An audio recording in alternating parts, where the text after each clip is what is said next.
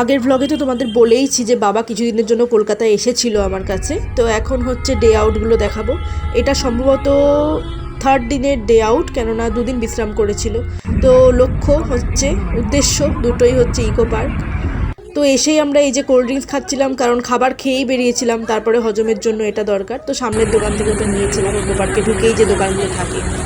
এবার হচ্ছে obviously seven ওয়ান্ডার্সের দিকে এসে সব কিছু দেখে থেকে এই যে তাজমহল বাবা ওই যে দূরে দেখছে খুব মনোমুগ্ধকরভাবে।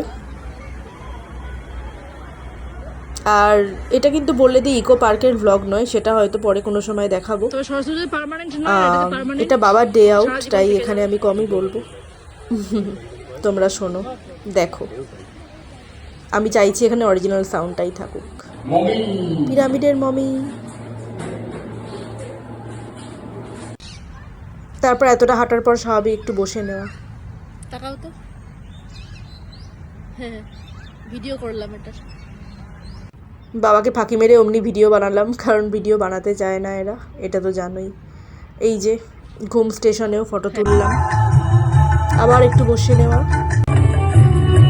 এই বড় ঝিলটার সামনে। গানটাও খুব ভালো লাগছিল।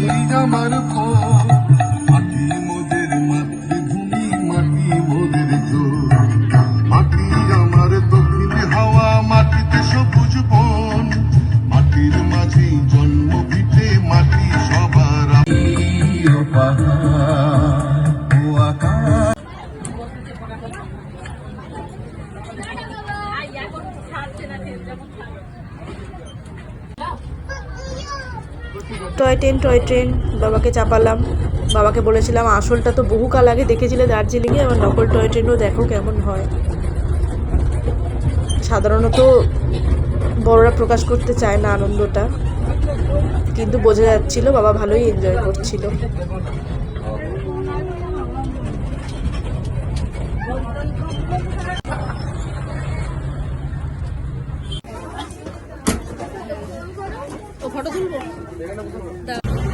এখানে ইকো পার্কের বাইরে বেরিয়ে গাড়ির জন্য ওয়েট করছিলাম। গাড়ি পেয়ে গেছি, যথারীতি ফেরার পালা। তো সুন্দর একটি দিন কাটলো বাবার সঙ্গে ইকো পার্কে।